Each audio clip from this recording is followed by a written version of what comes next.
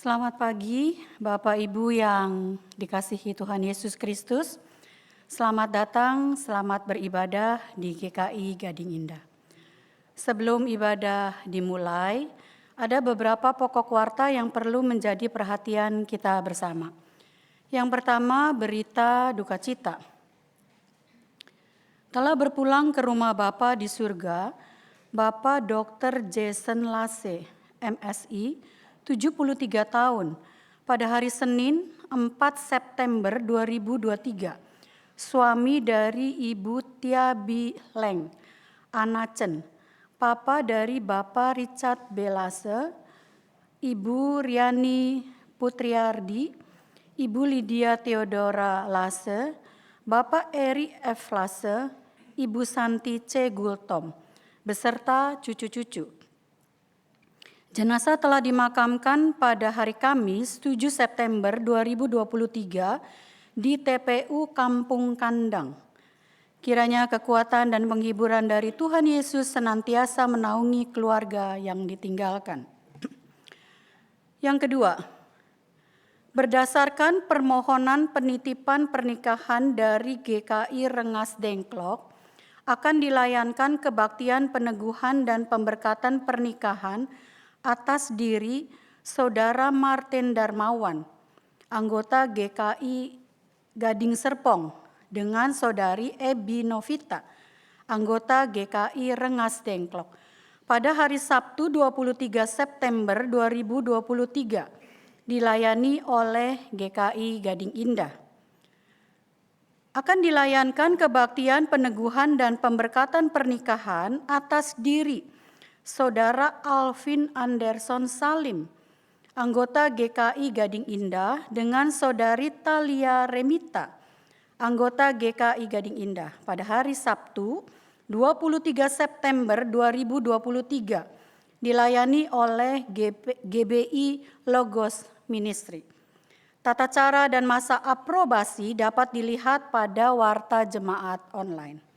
Warta yang ketiga, Panitia Emeritasi Pendeta Roni Nathanael mengajak para jemaat untuk berpartisipasi menjadi sponsor dana untuk terselenggaranya kebaktian emeritasi yang akan dilaksanakan pada tanggal 6 November 2023 mendatang dalam bentuk 6 pilihan paket.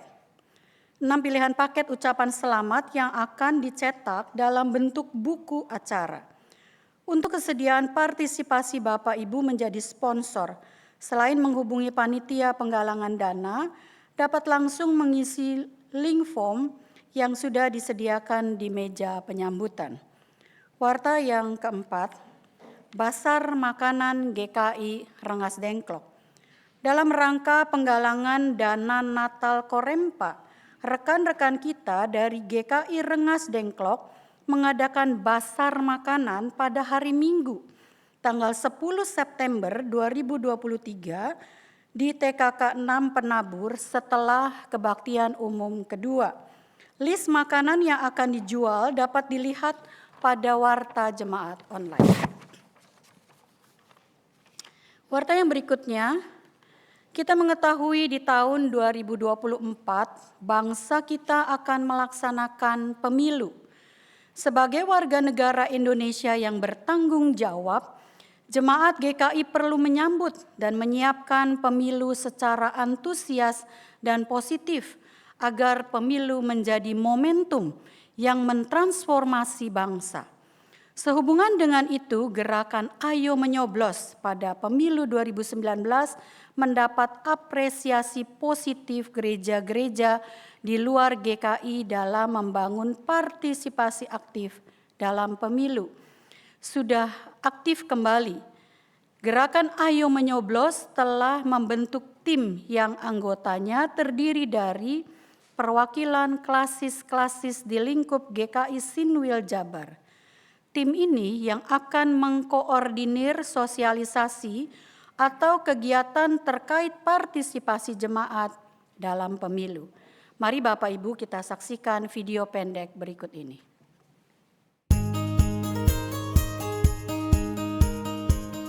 Jumpa lagi Sobri. Sobat NKRI, pemilu serentak bakal kembali hadir di tahun 2024. Asik, seru, semua harus ikutan ya. Be aja lah, biasa kan itu, urusan politik pusing ah. Iye, santai aja, malas ngurusin ini itu. Eits, sebentar. Pada tahu nggak sih kenapa harus nyoblos? Enggak, emang kenapa? Kayaknya itu urusan orang-orang tua deh. Kita nggak usah kan ya? Pertama, tiap kita diberi kesempatan untuk menentukan siapa pemimpin bangsa. Wah, ternyata kita penentu ya. Kedua, hak memilih itu wujud tanggung jawab setiap kita sebagai warga negara, di mana Tuhan menempatkan kita berada. Jadi, pilihlah mereka yang setia pada Pancasila, Undang-Undang Dasar 1945, dan NKRI. Oh, itu maksudnya. Kalau kita cuek, berarti kita kasih kesempatan yang terpilih nanti adalah orang-orang yang berperilaku buruk. Waduh, gak kebayang ih. Ngeri, Besti. Nah, sudah tahu kan kenapa kita mesti nyoblos? Satu suara berharga. Ayo, orang-orang baik bersuara untuk kelanjutan masa depan bangsa dan negara Indonesia tercinta. Yes, aku pasti nyoblos. Ayo sob, kita pastikan kita terdata di Pemilu Asik 2024. Pemilu adalah pesta demokrasi. Pesta berarti sukacita. Jangan ada perpecahan, teror, dan hoaks merajalela. Kita bikin asik aja. Pemilu 2024, pemilu asik. Dipersembahkan oleh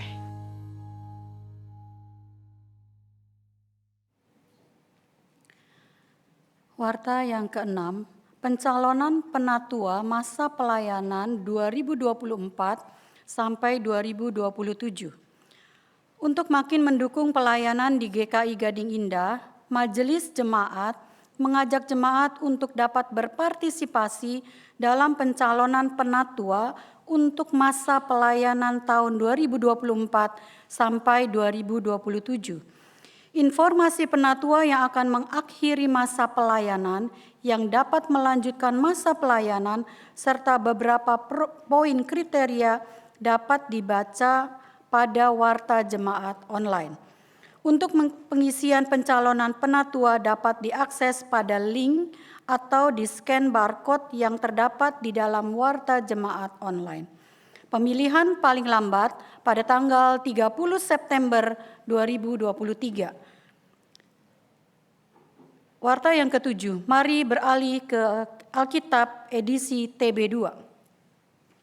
Mulai hari Minggu 27 Agustus 2023 sampai 24 September 2023, GKI Gading Indah akan membuka stand penjualan Alkitab TB2 dan buku-buku rohani di GKI Gading Indah dan di Penabur pada KU1 dan sampai KU3. Majelis Jemaat juga melakukan pengumpulan Alkitab TB lama yang layak pakai untuk disumbangkan ke gereja di pelosok melalui Yayasan Komunitas Bersama atau YKB. Mari Bapak Ibu bawa Alkitab TB lama kita ke gereja. Mari kita saksikan video berikut ini.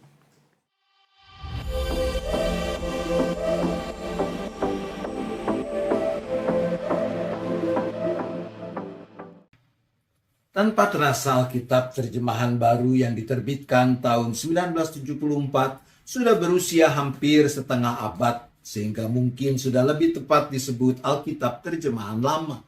Dengan memperhatikan perkembangan bahasa Indonesia masa kini, penelitian naskah-naskah kuno Alkitab dan berbagai kajian tentang makna teks dan yang sebagainya, Lembaga Alkitab Indonesia telah melakukan upaya-upaya yang mengikut sertakan banyak pihak untuk merevisi terjemahan Alkitab ke dalam bahasa Indonesia. Berkat penyertaan Tuhan, jeripaya itu telah membuahkan hasil dengan diterbitkannya Alkitab terjemahan baru edisi kedua atau Alkitab TB2. Ada beberapa contoh mengapa Alkitab TB2 ini memang menolong para pembaca Alkitab berbahasa Indonesia masa kini untuk memahami apa yang dipersaksikan Alkitab dengan lebih baik dan lebih benar. Misalnya, kita menemukan dalam TB1 kata ganja dalam kitab 1 Raja-Raja 7 ayat 2. Kata ini sekarang sudah lebih punya konotasi yang negatif, mengingatkan orang akan narkotika. Oleh karena itu, sesuai dengan makna dalam bahasa asli dalam terjemahan TB2, di sana diganti dengan kata balok-balok. Lalu ada beberapa kata lain yang memang makin asing, seperti kata ipuh dalam Amos 5 ayat 7. Sesuai dengan makna dalam kata Ibrani la'ana, sejenis pohon yang getahnya pahit, maka TB2 mengganti kata ipuh dengan kata racun pahit. Dalam Nehemia pasal 1 ayat 8 ada anak kalimat frasa berubah setia. Kata ini bisa disalahartikan sehingga orang membacanya menjadi berubah menjadi setia. Padahal yang dimaksudkan adalah yang sebaliknya. Sesuai dengan arti kata ma'al dalam bahasa Ibrani, berlaku tidak setia. Demikian yang dicatat dalam terjemahan TB2. Nah, saudara yang kasih Tuhan, kalau kemarin pada waktu kita meresmikan penggunaan Alkitab TB2 dalam ibadah, Anda belum kebagian mendapatkan Alkitab yang dijual pada waktu itu, jangan khawatir ya. Kalaupun Anda mungkin agak repot ya pergi ke toko buku, atau Anda takut kalau belanja online di marketplace nanti Anda malah check out barang-barang yang lain. Mulai tanggal 27 Agustus sampai 24 September di gereja kita, baik di GKI Gading Indah maupun nanti di Aula TKK 6, akan disediakan satu stand menjual Alkitab TB2 ini. Jadi Anda bisa mendapatkannya dalam berbagai ukuran sesuai kebutuhan Anda, tentunya terutama sesuai kemampuan mata kita membacanya ya, dari yang hurufnya kecil, sedang sampai yang paling besar. Jadi jangan ragu-ragu, jangan takut. Segera dapatkan Alkitab TB2 yang sesuai kebutuhan Anda. Lalu, bagaimana dengan Alkitab TB lama Anda? Anda tentu masih dapat menggunakan atau menyimpannya, atau bahkan menyumbangkannya ke gereja di pelosok daerah melalui Yayasan Komunikasi Bersama atau YKB. Caranya, bawalah dan serahkan Alkitab TB lama Anda ke gereja paling lambat tanggal 24 September. Kita akan bersama-sama kemudian menyumbangkannya ke daerah. Mari Ibu Bapak Saudara-saudari, kita beralih dari Alkitab edisi TB ke Alkitab edisi TB2. Tuhan memberkati.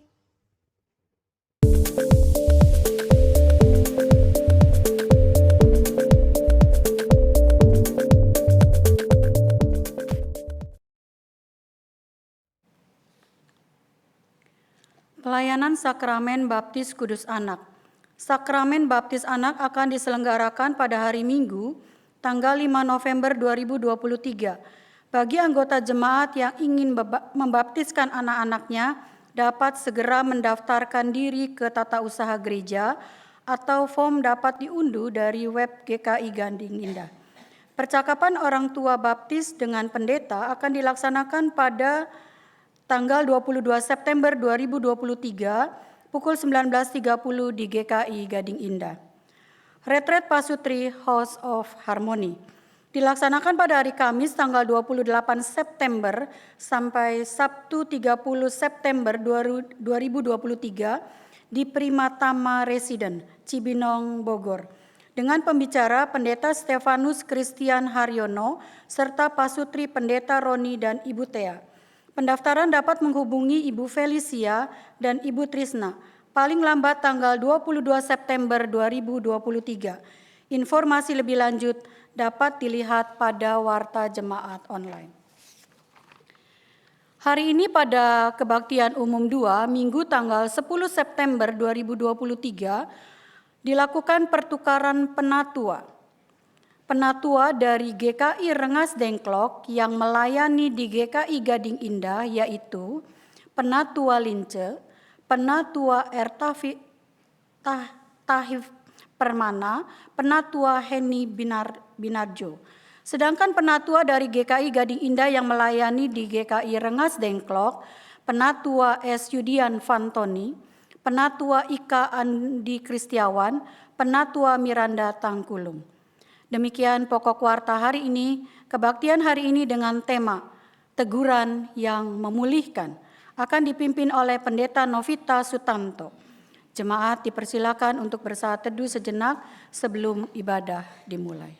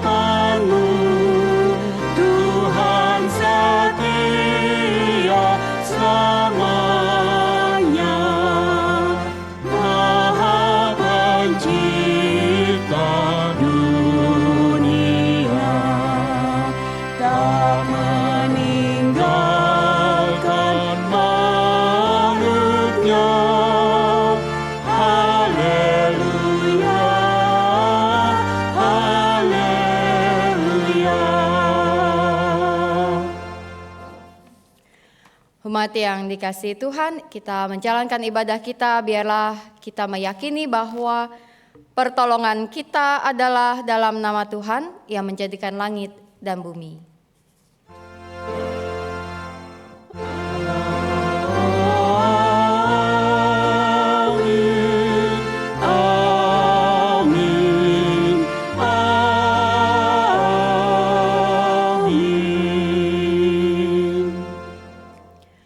Salam sejahtera bagi saudara-saudari yang datang dalam nama Tuhan, Tuhan besertamu.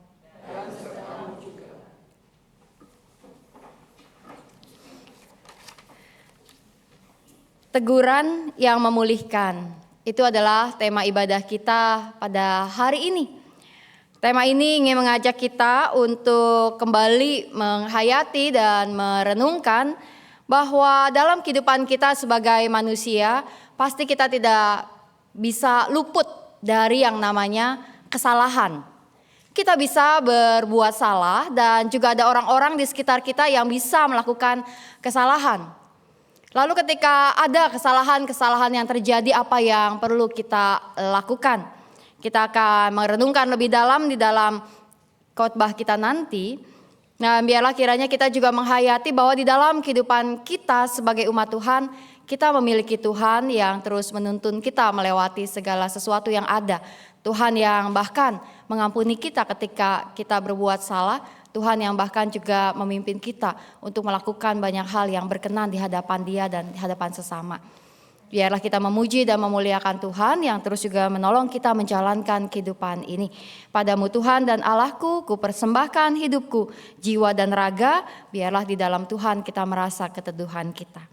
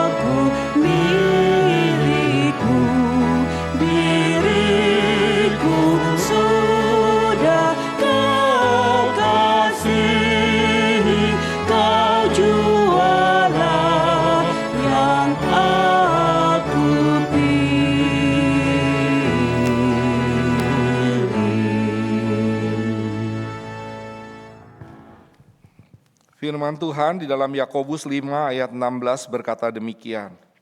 Karena itu, hendaklah kamu saling mengaku dosamu dan saling mendoakan, supaya kamu sembuh.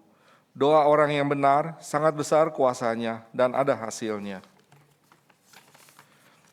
Marilah kita dengan segala kerendahan hati, kita mengaku dosa dan memohon pengampunan dari Tuhan. Umat diajak bersaat teduh untuk melakukan pengakuan dosa secara pribadi.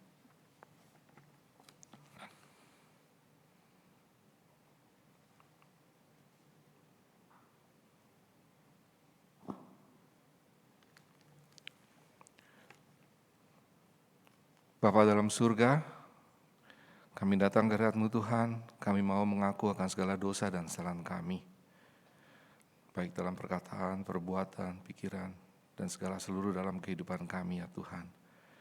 Biarlah kami datang ke hadirat-Mu, kami boleh mohon pengampunan yang daripada-Mu saja, supaya kami boleh dikuduskan dan dituntun dalam kasih pimpinan penyertaan-Mu. Terima kasih Bapa, kami serahkan seluruh kehidupan kami hanya ke dalam tangan-Mu. Dalam nama Tuhan Yesus kami berdoa dan mengucap syukur. Amin.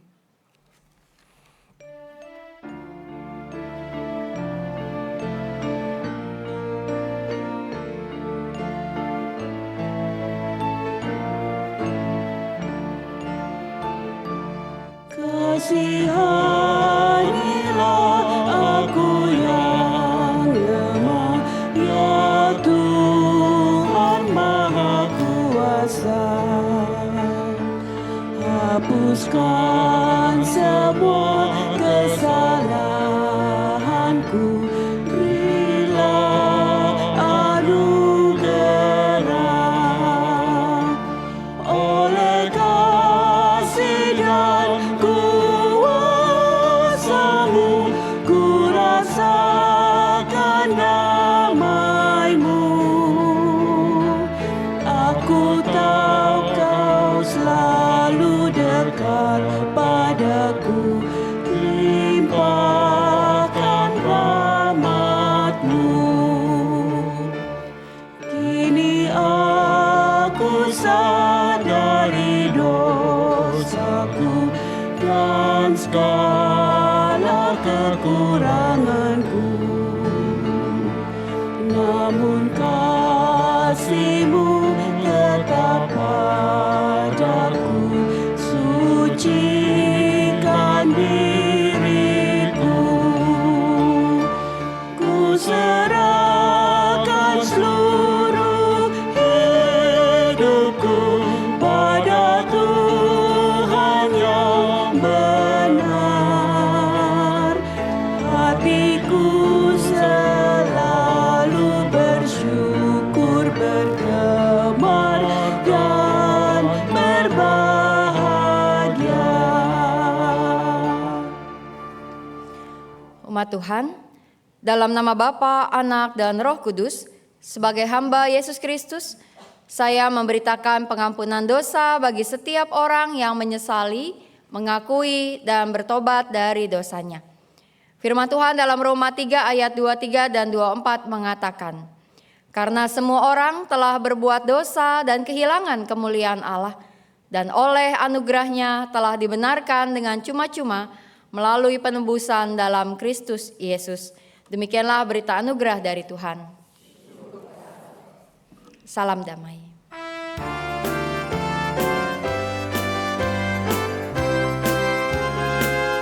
Bersukacitalah selalu, tunjukkan wajah gembira-Mu.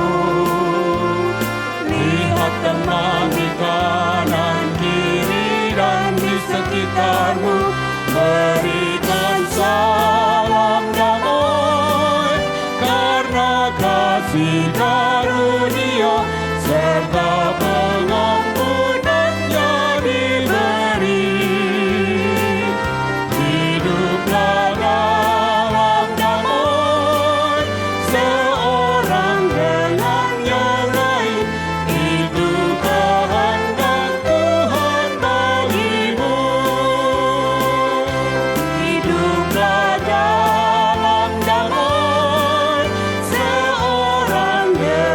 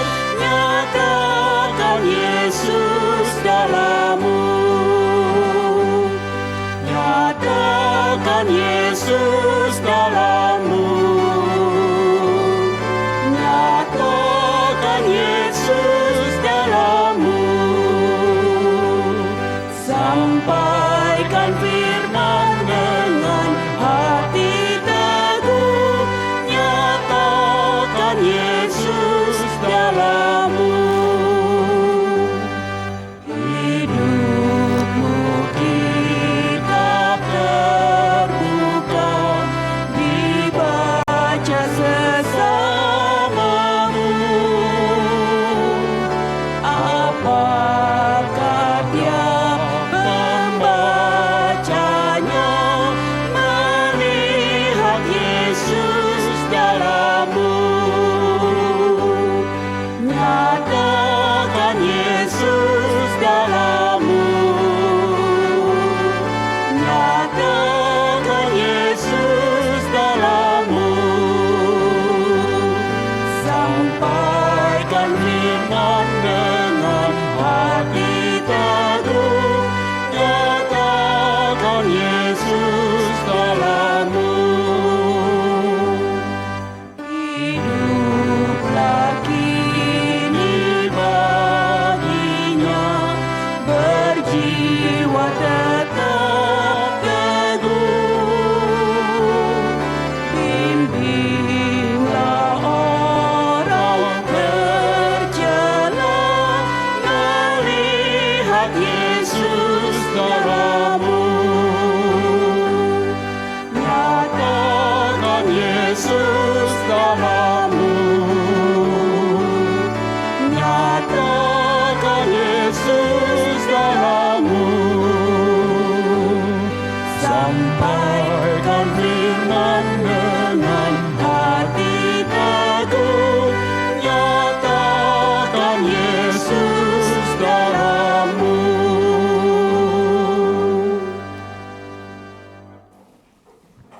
Kita siapkan diri kita untuk membaca dan merenungkan firman Tuhan. Kita berdoa. Tuhan yang Maha Kasih, di dalam kehidupan kami, Engkau memanggil kami untuk menjadi umat yang dekat dengan Engkau. Menjadi umat yang merasakan kasih dan pengampunan-Mu. Menjadi umat yang memperoleh berkat-berkat-Mu. Kami bersyukur untuk itu. Dan biarlah kami terus hidup di dalam Engkau dengan bimbingan dan pengajaran yang Engkau berikan kepada kami, dengan setiap kekuatan dan teladan yang kami peroleh di dalam Yesus Kristus. Kini kami akan membuka Alkitab, membaca, mendengar, dan merenungkan isinya. Tuhan, biarlah kiranya dengan hikmat-Mu kami dapat menghayati apa yang tertuang di dalam Alkitab, dan kami kemudian juga siap untuk melakukannya dalam kehidupan kami sehari-hari. Bersabdalah Tuhan, bersabdalah, kami siap mendengar. Dalam nama Tuhan Yesus kami berdoa. Amin.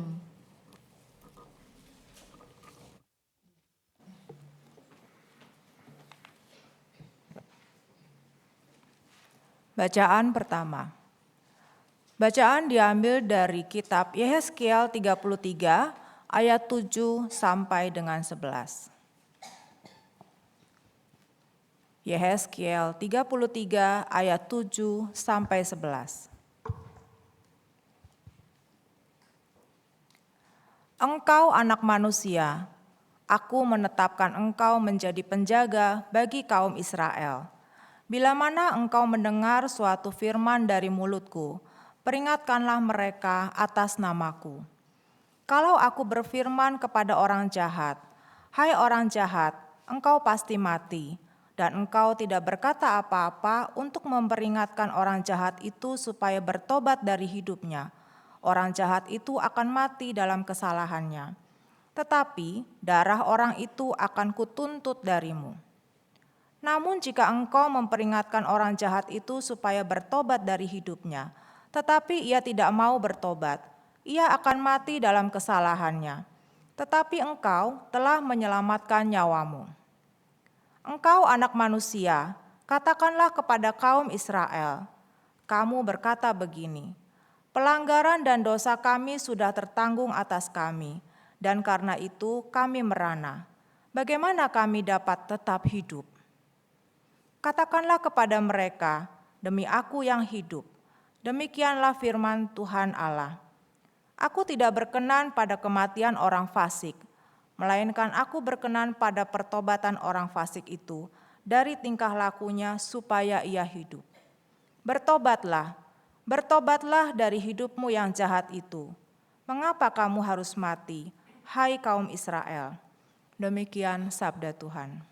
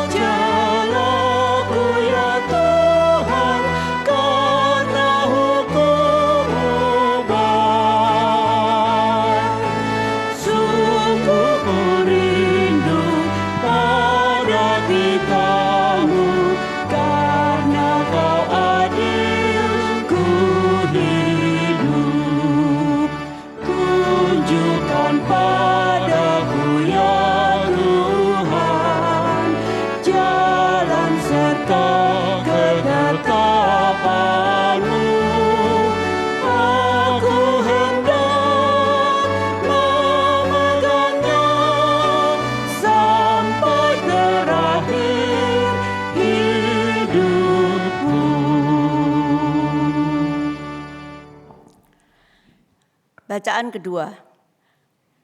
kedua diambil dari Roma 13 ayat 8 sampai dengan 14.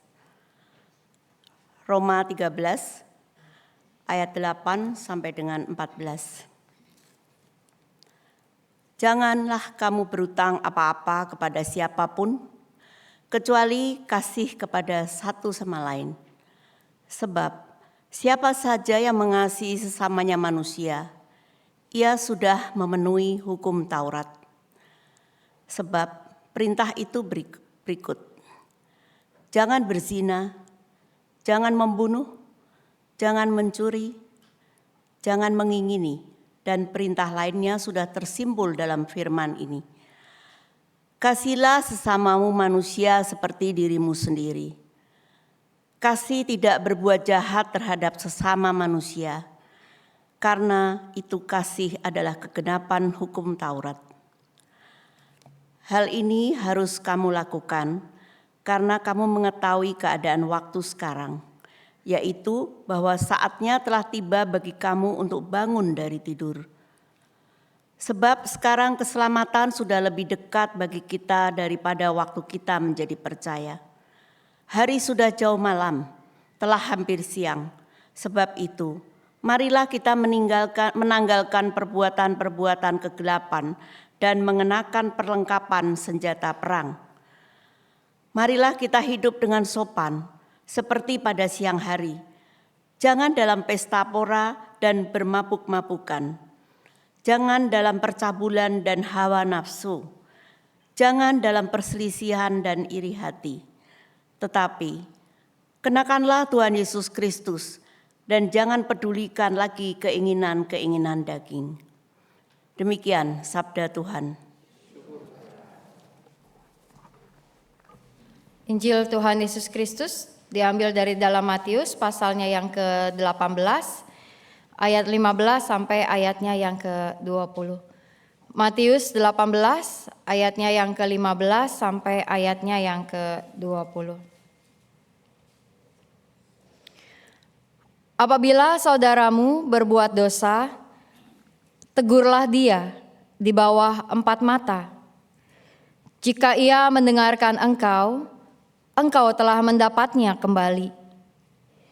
Jika ia tidak mendengarkan engkau, bawalah seorang atau 2 orang lagi, supaya atas keterangan 2 atau 3 orang saksi, perkara itu tidak disangsikan. Jika ia tidak mau mendengarkan mereka, sampaikanlah soalnya kepada jemaat. Jika ia tidak mau juga mendengarkan jemaat, pandanglah dia sebagai seorang yang tidak mengenal Allah atau seorang pemungut cukai. Sesungguhnya aku berkata kepadamu, apapun yang kamu ikat di bumi ini akan terikat di sorga, dan apapun yang kamu lepaskan di bumi akan terlepas di sorga. Aku berkata lagi kepadamu, jika 2 orang dari antara kamu di bumi ini sepakat tentang semuanya itu dan memintanya, permintaan mereka itu akan dikabulkan oleh Bapa-Ku yang di sorga. Sebab di mana 2 atau 3 orang berkumpul dalam nama-Ku, di situ Aku ada di tengah-tengah mereka. Demikianlah Injil Yesus Kristus, berbahagialah mereka yang mendengarkan firman Allah dan yang memeliharanya. Haleluya. Haleluya, haleluya, haleluya.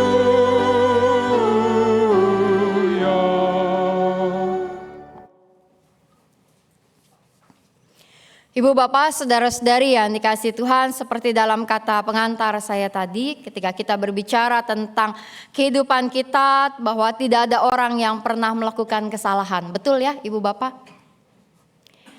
Apakah ibu bapak pernah ketemu orang yang seumur hidupnya tanpa pernah melakukan kesalahan? Pernah? Nggak ada ya. Kalaupun ada mungkin kita nggak ngelihat aja. Kita nggak tahu kesalahannya, begitu ya. Dan rasanya juga begitu dengan diri setiap kita. Bahwa di dalam kehidupan kita, kita menyadari bahwa kita adalah manusia. Kita tidak sempurna, kita bisa berbuat hal yang salah. Nah lalu kalau memang manusia bisa berbuat salah, orang-orang lain, keluarga kita, teman-teman kita, mereka yang berada dalam pekerjaan kita, para sahabat kita dan bahkan diri kita sendiri, apa yang kita harapkan ketika kesalahan itu terjadi? Ada orang-orang yang berpikir bahwa biarkan saja. Nanti juga berlalu bersama dengan waktu. Orang akan lupa tentang kesalahan itu. Namun ada orang yang kemudian ketika melihat ada orang lain melakukan kesalahan, tidak tahan bicara. Nah, Ibu Bapak, Saudara-saudari yang kasih Tuhan, di dalam kehidupan kita sebagai manusia tentu saja bahwa sejatinya kita ingin bahwa setiap orang bisa hidup dengan baik, bisa ingin hidup dengan benar, bisa ingin hidup dengan kudus di hadapan Allah dan juga bahkan berkenan di hadapan sesama begitu. Lalu ketika ada kesalahan terjadi, maka sebuah kesalahan tentu perlu perbaikan. Ada orang-orang yang memang mengeraskan dirinya dan tidak ingin berubah. Dan itu realita. Kadang-kadang mungkin kita juga begitu, udah tahu salah, tapi kita mengeraskan hati, menganggap bahwa diri kita benar. Atau bahkan tidak mau mengaku salah karena ego diri kita, atau bahkan melemparkan kesalahan itu kepada yang lain. Namun ketika kita merindukan sebuah kehidupan yang menjadi baik, Ibu Bapak, Saudara-saudari, maka kebaikan itu berarti adalah juga berbicara tentang bukan hanya berbuat apa yang baik, tapi memperbaiki apa yang kurang baik. Karenanya kita mau belajar untuk bersedia ditegur dan menegur ketika kesalahan itu terjadi. Bersedia memberikan diri kita memperoleh teguran-teguran dari orang lain dan menerima setiap teguran itu sebagai tanda yang membuat kita bisa bertumbuh, introspeksi diri dan melihat bahwa ada banyak hal baik yang masih bisa kita lakukan ke depannya. Dan juga bersedia untuk menegur sesama, untuk membuat orang lain memiliki kehidupan yang menjadi lebih baik. Namun tentu tidak mudah, ada resikonya. Kalau kita menegur orang, orang bisa jadi benci sama kita, betul? Orang jadi gak suka sama kita. Nah, Ibu Bapak, Saudara-saudari yang kasih Tuhan, pembacaan firman Tuhan kita pada hari ini mengingatkan kita tentang sebuah tugas yang memang mesti kita emban. Tugas yang memang mesti kita laksanakan, yaitu menyadarkan orang lain tentang kesalahannya. Firman Tuhan dari dalam Yehezkiel berbicara tentang apa yang Tuhan sampaikan kepada Yehezkiel sebagai anak manusia yang menjaga umat Israel. Tuhan berbicara kepada Yehezkiel agar Yehezkiel memiliki kemauan dan keberanian untuk menyadarkan umat Israel pada saat itu. Bahwa ketika Yehezkiel berhadapan dengan umat, Yehezkiel harus berbicara tentang hal-hal yang Tuhan mau, yang belum dilakukan oleh umat. Yehezkiel diberi tugas oleh Tuhan untuk menjadi penjaga istilahnya. Menjadi pengawas, yaitu penjaga dalam kebenaran. Ia mesti menyatakan apa yang benar dan apa yang salah. Bahkan Tuhan berkata kepada Yehezkiel, kalau Yehezkiel tidak menyampaikan kepada orang yang berbuat jahat bahwa perbuatan mereka adalah jahat, maka hal itu menjadi beban bagi Yehezkiel. Ini kadang yang membuat kita menjadi rada sulit ketika kita berbicara tentang melihat orang lain berbuat salah, lalu kemudian kita mesti berkata kepadanya. Karena di dalam pemikiran kita kadang kita mikirnya, ya udahlah urusan saya, urusan dia. Terserah dia, mau benar mau salah. Terus kita memilih untuk menjadi orang-orang yang tidak ikut campur. Betul, menjadi orang yang tidak ikut campur adalah juga perlu pada keadaan atau situasi tertentu. Waktu beberapa saat yang lalu, Ibu Bapak juga mungkin mendengar tuh ya sebuah video viral ketika ada seorang vlogger yang mencoba menegur para pengemudi yang lawan arah, ya. Dia vlogger ya, memang biasa bikin video-video dimasukin gitu ya supaya jadi ya tenar lah di ininya dia gitu ya, video-videonya dia banyak orang tonton. Nah, tapi kejadiannya pada waktu itu dia syuting di tempat di mana ada banyak motor-motor yang lawan arah gitu ya. Lalu dia dalam syutingnya itu dia tegur gitu ya, dia larang, dijegat, disuruh putar balik. Ini kan nggak boleh begitu ya, ini nggak boleh lewat sini, kamu salah dan sebagainya gitu. Apa yang terjadi? Ternyata orang-orang yang lawan arahnya jumlahnya lebih banyak. Gitu. Jadi akhirnya mereka protes begitu ya, sehingga terjadi kekerasan dan akhirnya saling lapor-melapor gitu ya. Para pelawan arah merasa nih si vlogger cuma pengen viral-viral terkenal, jadi sok tahu gitu ya, pakai larang-larang orang lawan arah. Sementara timnya mereka berpikir bahwa mereka edukasi, memberikan sebuah pengajaran begitu ya. Nah, Ibu Bapak Saudara-saudari, hal-hal seperti itu akan selalu ada di dalam kehidupan kita ketika bicara tentang ada kesalahan, ada orang yang menegur, ada orang yang ditegur, lalu kemudian ada hal-hal yang tidak cocok. Orang berkata, caranya yang salah. Tapi kadang-kadang caranya sudah benar, hasilnya juga bisa salah. Nah, di dalam kehidupan kita, khususnya pada hari ini Ibu Bapak Saudara-saudari, firman Tuhan mengajak kita untuk merenungkan bahwa sebelum berbicara tentang caranya salah atau benar, kita mau berbicara tentang sesuatu yang prinsipnya apa yang benar.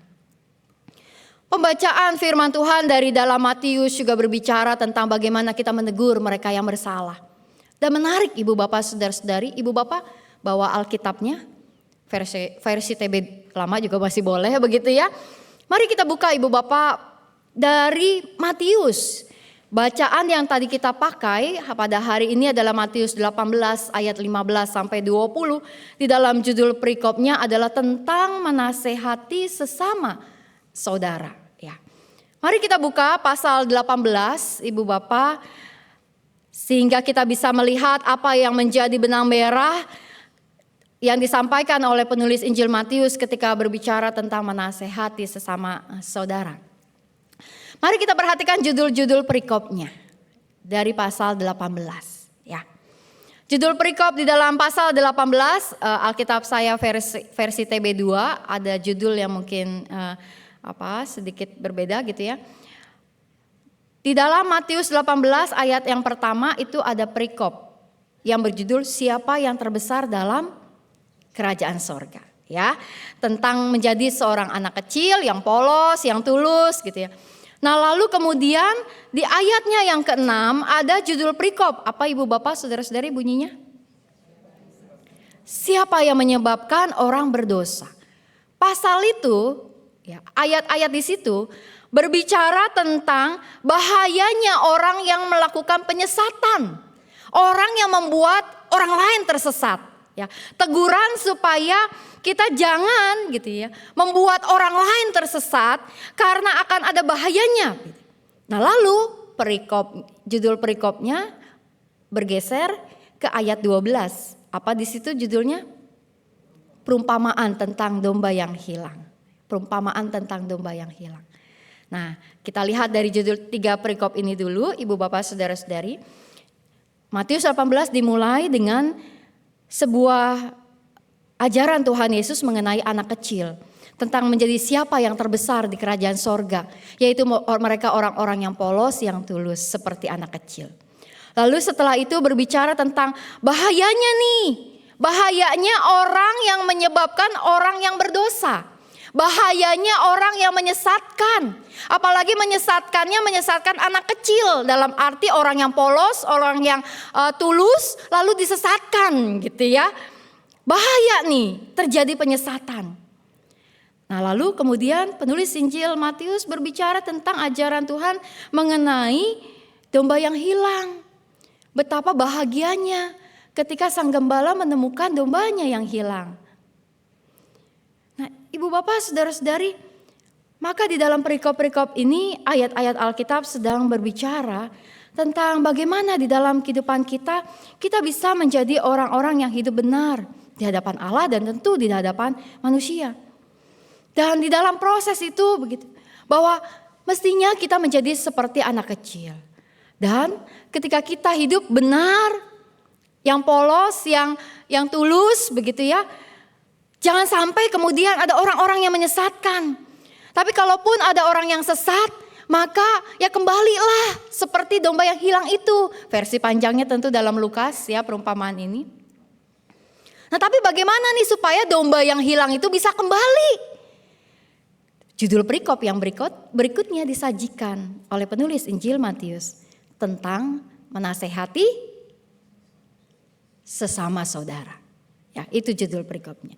Tentang menasehati sesama saudara.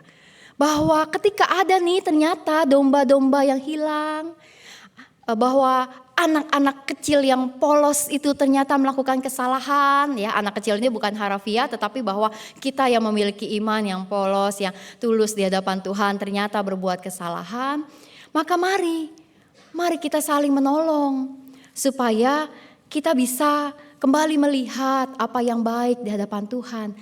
Cara menolongnya bagaimana? Kita berbicara kepada mereka yang melakukan kesalahan. Kita tolong mereka supaya mereka tidak hidup dalam kesalahannya terus-menerus. Perikop Matius belum selesai itu. Setelahnya, judul perikopnya apa Ibu Bapak Saudara-saudari? Perumpamaan tentang pengampunan. Ya, perumpamaan tentang pengampunan.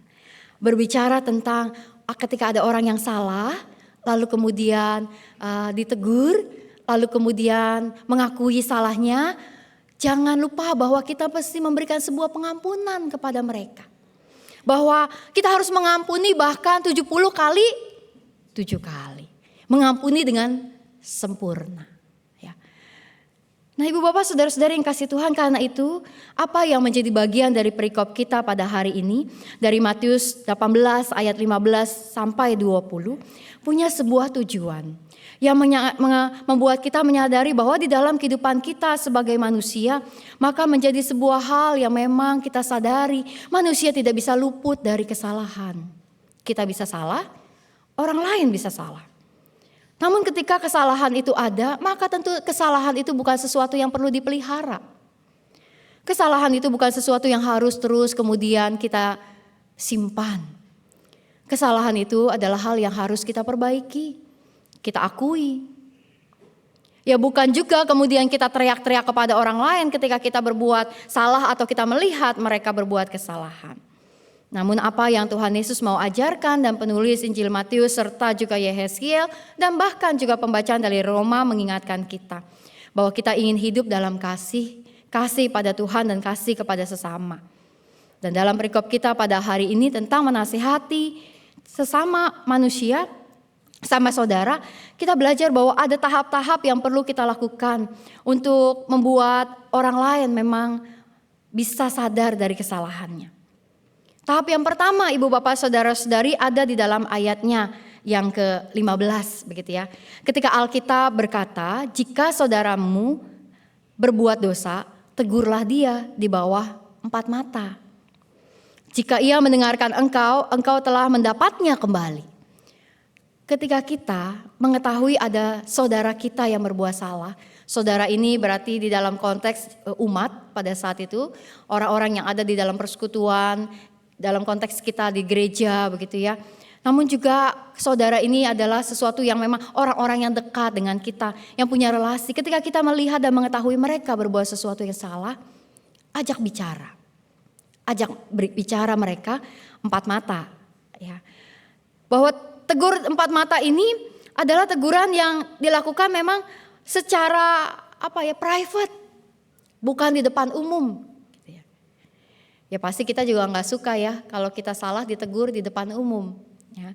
Walaupun kadang-kadang teguran di depan umum itu ya cukup efektif juga, apalagi orang mengatakan nunggu viral dulu gitu ya.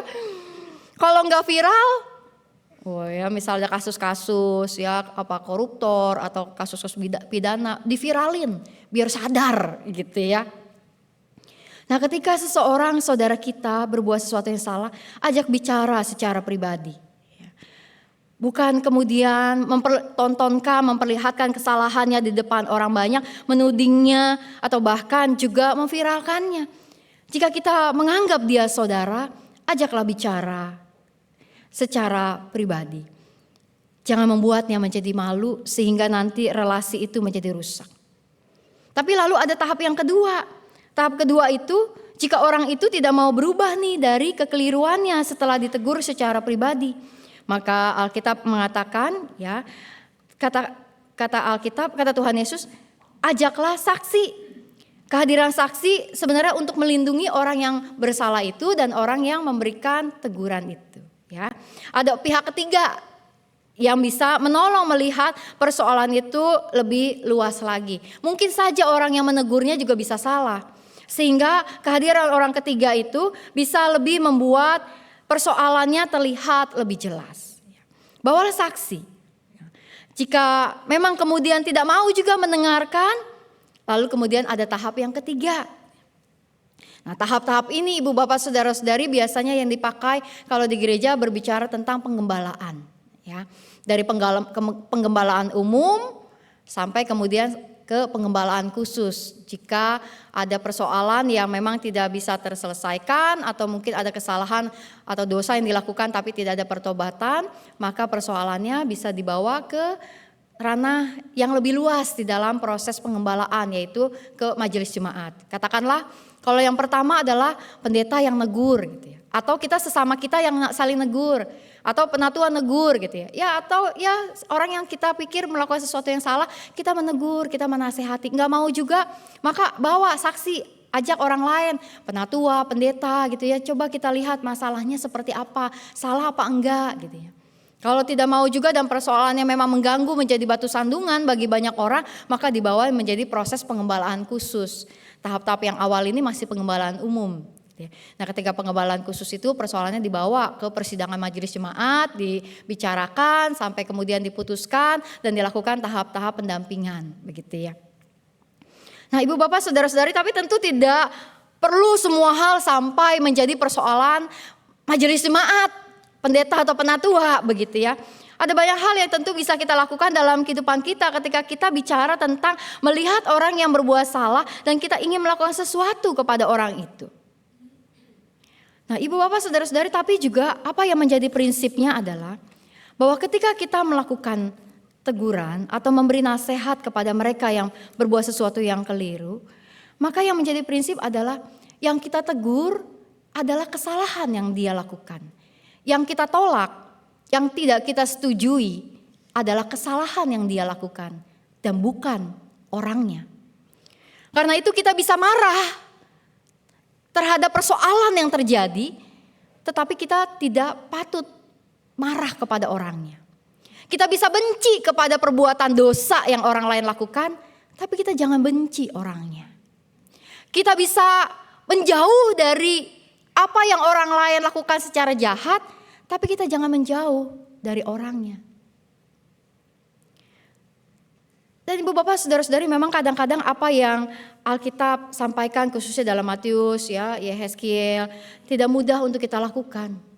Tapi itu menjadi bagian dari Alkitab. Menjadi bagian dari apa yang Tuhan sampaikan kepada kita untuk juga kita lakukan dalam kehidupan kita. Agar kita berani menyerukan kebenaran itu. Kita berani menyampaikan kepada mereka yang salah agar mereka tidak lanjut melakukan kesalahan. Nah, Ibu Bapak Saudara-saudari, kemudian Roma mengajak kita juga menghayati dan merenungkan bahwa ketika kita melakukannya, maka mari kita melakukannya juga dengan kasih. Dan ini menjadi sebuah prinsip yang penting. Kita melakukannya dengan kasih ketika kita menegur, menasehati orang yang salah. Tujuannya bukan dendam. Atau apalagi kalau misalnya orang itu dulu pernah menegur kita. Kita dendam. Kita pernah ditegur karena kita berbuat salah. Begitu dia berbuat salah, pas nih. Kita seperti punya senjata gitu ya. Lu ya, dulu lu bilang gini-gini sama gua. Sekarang, wah ya, kayaknya puas tuh ya. Kalau kayak begitu tuh ya, kayak punya apa ya, senjata tajam gitu ya. kita mesti menghindarkan diri kita dan introspeksi diri kita sebelum kita menegur orang lain. Apa motivasi kita, Ibu Bapak, Saudara-saudari? Dendam, ingin menjatuhkan, untuk kesenangan diri kita karena melihat orang lain, punya bahan untuk gosip, atau memang kita melihat bahwa dalam diri kita punya sebuah tujuan seperti apa yang Tuhan mau, mengasihi orang itu. Mengasihi orang itu sehingga kita rindu agar orang itu hidup dengan lebih baik. Nah, lalu juga hal yang perlu kita lakukan adalah lakukanlah itu dengan cara yang hormat. Bukan mempermalukan. Ya. Bahwa menyadari manusia bisa salah, orang yang kita tegur telah berbuat salah, tapi kita juga bisa berbuat salah, kita juga bukan sempurna. Sehingga ketika kita melakukan sebuah teguran atau nasihat kepada orang yang kita pikir salah, maka mari kita lakukan dengan rasa hormat kepada mereka. Dengan menganggap bahwa kita bukan menjadi orang yang lebih di atas mereka dan hebat atau tinggi di atas mereka dan mereka yang salah adalah orang di bawah kita. Tapi mari kita melihat mereka sebagai orang yang setara. Ingatlah, yang kita benci dan kita tidak suka adalah kesalahannya. Tapi jangan benci pada orangnya.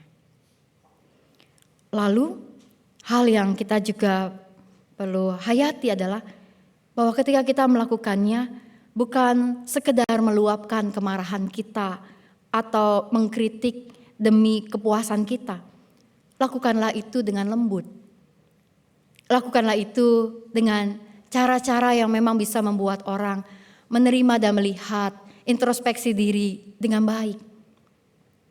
Saya bikin khotbah ini nih Ibu Bapak, saya mikir nih yang ketiga saya belum bisa benar-benar nih ya. Saya kadang gemes juga kalau ngelihat orang yang salah gitu, pengen langsung bilang gitu ya. Gitu ya. Kan gitu ya Ibu Bapak. Tapi belajar lagi lembut ya. Untuk bisa memang melihat sesuatu yang bisa disampaikan dengan baik. Nah, ini bicara tentang cara ya. Cara yang memang berasal dari sebuah hal yang menjadi prinsip. Rasa hormat kita, rasa kasih kita terhadap orang itu. Dan cara ini kita memang masih harus belajar. Saya juga masih harus belajar dalam hal-hal itu. Nah, Ibu Bapak, Saudara-saudari, beberapa waktu yang lalu saya menemukan itu tuh. Satu grup musik, sebenarnya ini grup musik yang kayaknya sih sudah tidak tenar. Karena grup musik ini bermusik dari tahun 2000-an sekian sampai 2000-an belasan gitu ya. Lalu kayaknya tidak ada lagi video-video terbaru mereka di Spotify maupun di YouTube gitu ya. Tapi saya melihat ada banyak hal yang baik. Tapi yang membuat saya menarik adalah tadi nama grup musiknya. Nama grup musiknya itu adalah Kahole. Kahole. Ini saya mentenarkan mereka lagi nih ya. Kahole. Itu adalah grup musik dari Hawaii. Jadi barangkali tapi ya, soalnya saya browsing gak terlalu banyak tuh berita tentang mereka. Tapi grup musik Kristen namanya Kahole. Kahole itu dalam bahasa Hawaii artinya adalah cangkang dibilang kalau itu cowrie shell. Jadi cangkang tiram yang bernama cowrie, sejenis apa saya juga kurang tahu begitu ya, cangkang dari tiram gitu ya Ibu Bapak, Saudara-saudari. Tapi biasanya di Hawaii dalam tradisinya dulu dianggap sebagai barang yang berharga sehingga dipakai buat alat penukar uang, jadi kayak seperti uang, alat penukaran gitu ya. Kahole, orang yang berarti. Nah, kahole ini saya pakai Ibu Bapak, Saudara-saudari untuk membuat saya kembali melihat apa yang tadi menjadi bagian dari prinsip dan cara yang perlu kita lakukan. Kahole, ketika kita melihat orang yang berbuat salah, maka biarlah kita punya prinsip bahwa kita melakukannya karena kasih. Lalu juga bahwa ketika kita melakukannya, lakukanlah dengan hormat. Dengan kasih, dengan hormat, dan dengan cara yang yaitu lemah lembut. Kahole, ya. Dengan kasih, dengan hormat, dan dengan lembut.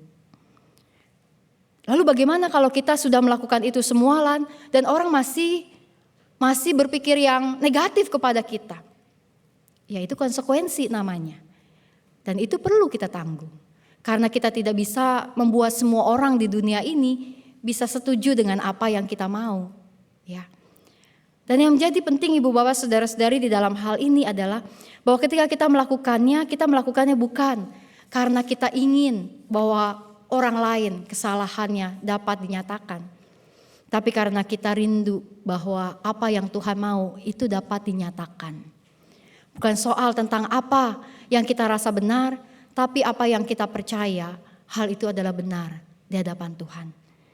Semoga ketika saatnya tiba, Tuhan memberikan kesempatan kepada kita, memberikan sebuah teguran yang bisa memulihkan kehidupan orang lain menjadi lebih baik.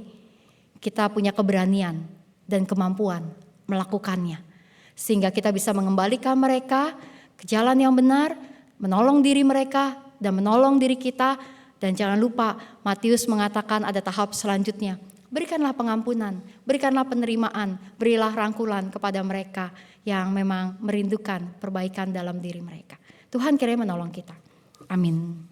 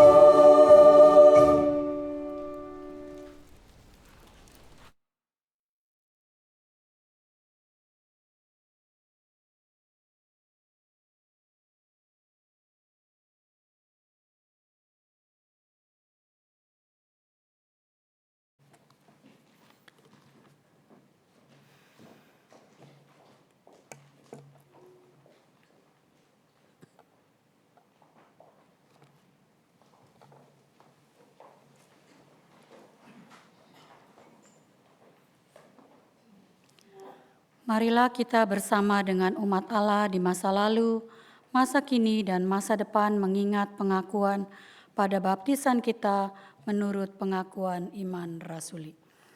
Aku percaya kepada Allah, Bapa yang Maha Kuasa, Khalik langit dan bumi, dan kepada Yesus Kristus, anaknya yang tunggal Tuhan kita, yang dikandung dari Roh Kudus, lahir dari anak darah Maria, yang menderita sengsara di bawah pemerintahan Pontius Pilatus, disalibkan, mati, dan dikuburkan, turun ke dalam kerajaan maut. Pada hari yang ketiga, bangkit pula dari antara orang mati, naik ke surga, duduk di sebelah kanan Allah, Bapa yang Maha Kuasa. Dan dari sana ia akan datang untuk menghakimi orang yang hidup dan yang mati. Aku percaya kepada Roh Kudus, gereja yang kudus dan am, persekutuan orang kudus, pengampunan dosa, kebangkitan orang mati, dan hidup yang kekal. Amin.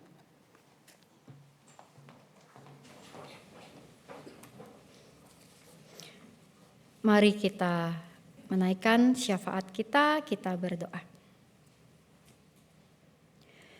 Tuhan yang Maha Kasih, kiranya kami dapat terus menyatakan pengakuan iman kami kepada Engkau di dalam hidup ini.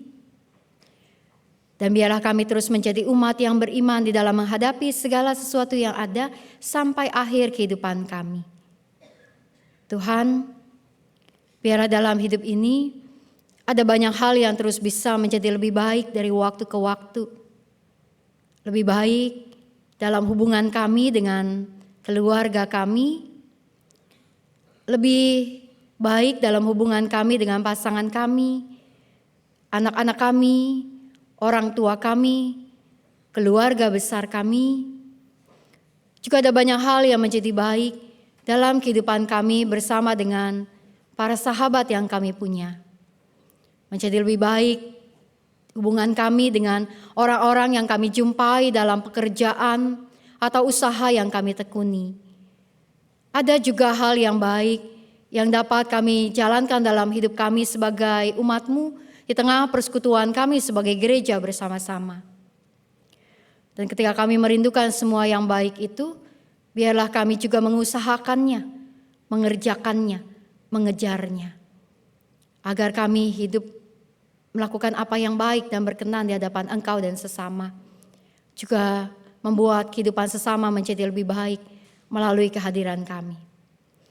Kami berdoa ya Tuhan juga bagi kehidupan umat-Mu yang sedang berada dalam pergumulan kondisi kesehatan.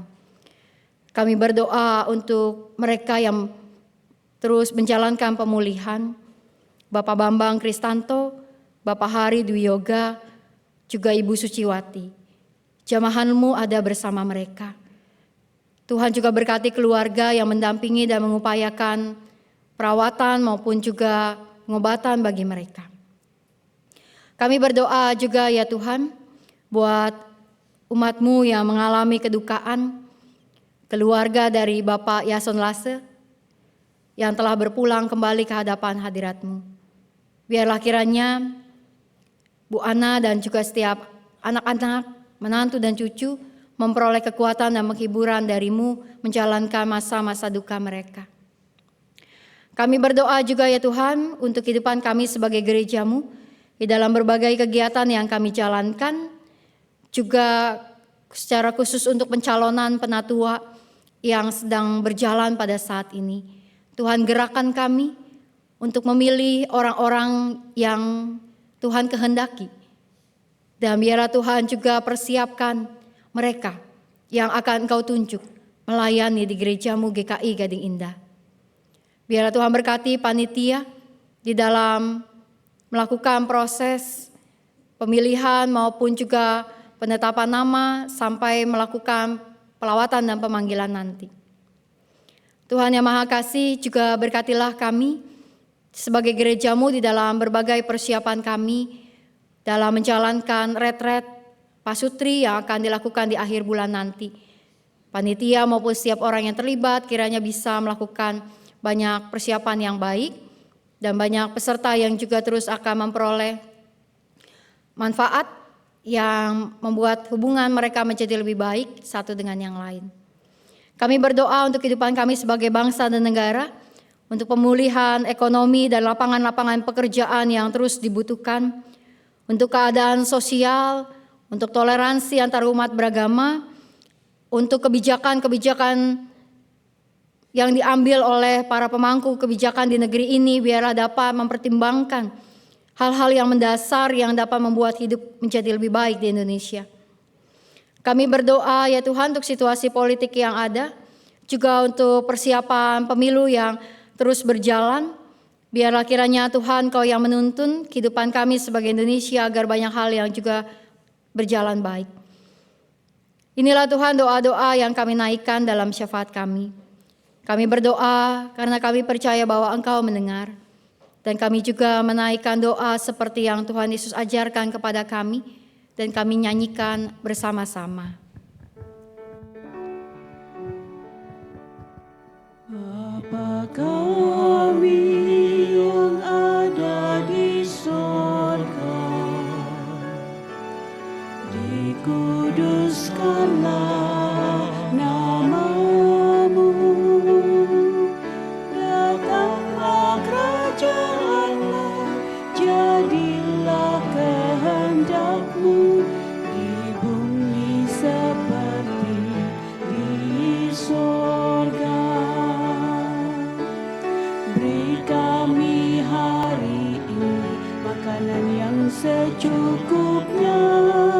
Ampuni salah kami seperti kami ampuni yang bersalah pada kami.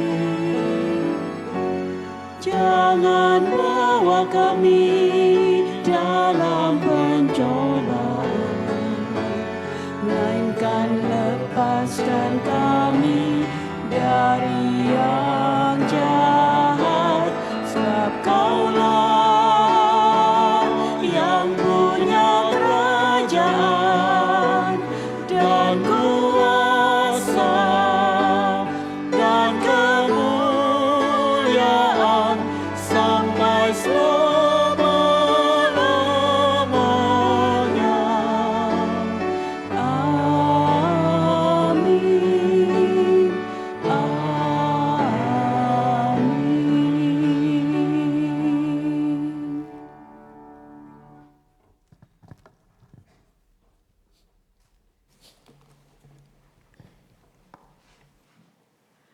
Marilah kita menyatakan syukur kepada Tuhan melalui persembahan syukur dengan mengingat firman Tuhan dalam Matius 6 ayat 20-21. Namun kumpulkanlah bagimu harta di surga yang tidak rusak oleh ngengat dan karat, dan pencuri tidak membongkar serta mencurinya. Sebab di mana hartamu berada, di situ juga hatimu berada.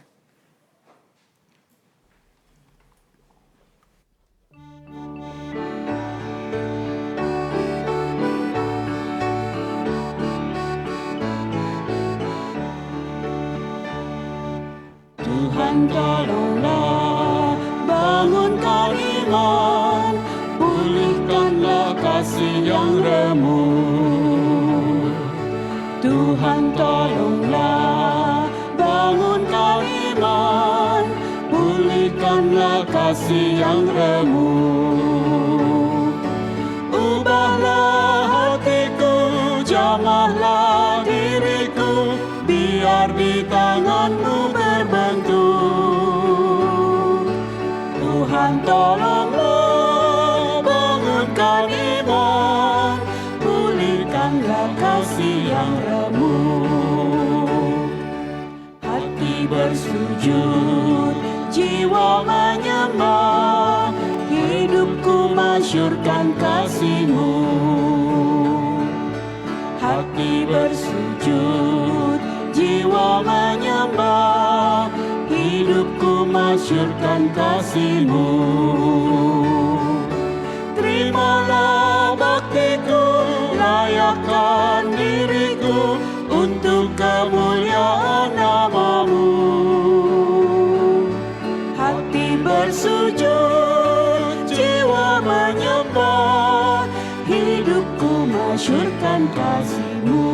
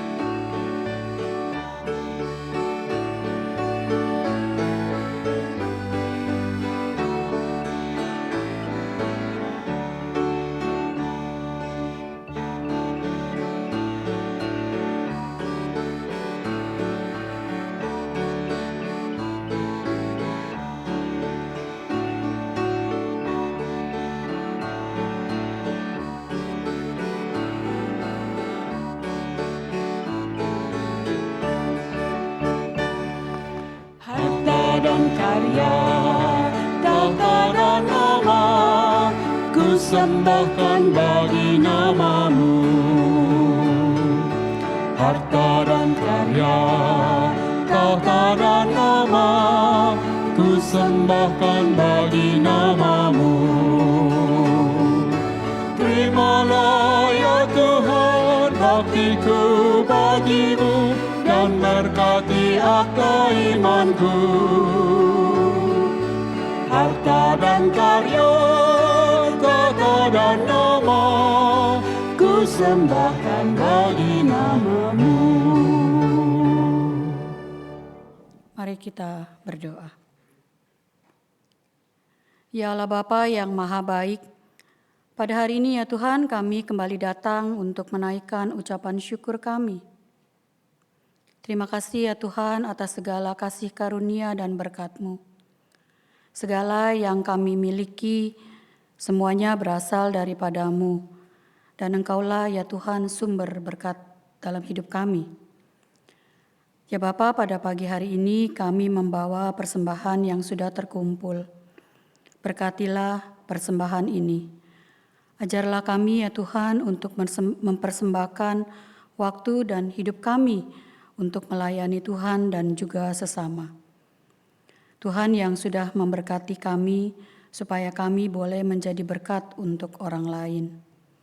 Ajar kami ya Bapa untuk mengerti prinsip cukup dalam hidup kami dan juga mau berbagi supaya rohani kami boleh bertumbuh di hadapan Tuhan. Terima kasih Tuhan Yesus yang baik. Berilah kepada kami selaku majelis jemaat hikmat untuk dapat bertanggung jawab dalam mengelola persembahan ini. Di dalam nama Tuhan Yesus Kristus, sumber berkat dalam hidup kami berdoa. Amin.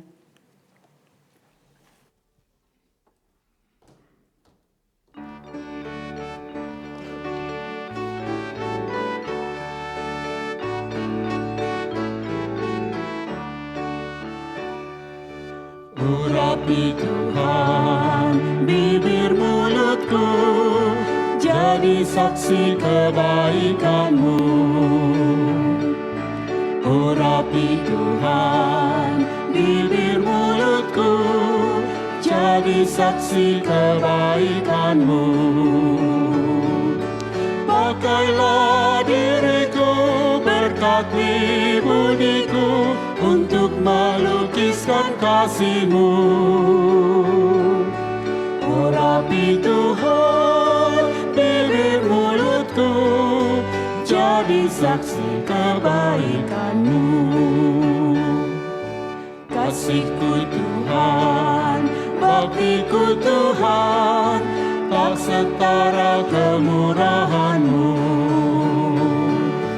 Kasih-Ku Tuhan, bakti-Ku Tuhan, tak setara kemurahan-Mu. Tetapi rahmat-Mu tak hitung jasaku, sangatlah besar dan mulia. Kasih-Ku Tuhan, bakti-Ku Tuhan, tak setara kemurahan-Mu. Umat yang dikasihi Tuhan, kini arahkanlah hatimu kepada Tuhan. Jadilah saksi Kristus, terpujilah Tuhan. Terimalah berkat Tuhan. Tuhan memberkati dan melindungimu. Tuhan menyinarimu dengan wajah-Nya dan memberimu kasih karunia. Tuhan menghadapkan wajah-Nya kepadamu dan memberimu damai sejahtera. Amin. Haleluya, haleluya, haleluya, haleluya, haleluya, amin, amin, amin.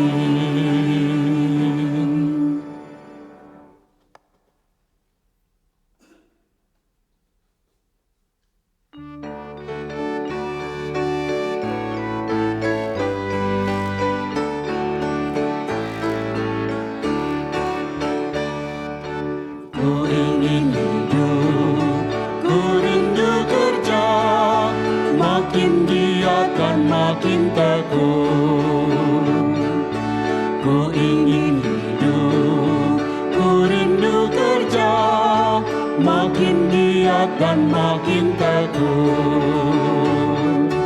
Kuatkan batinku, hidupkan tekadku, menjadi bentara kasih-Mu. Ku ingin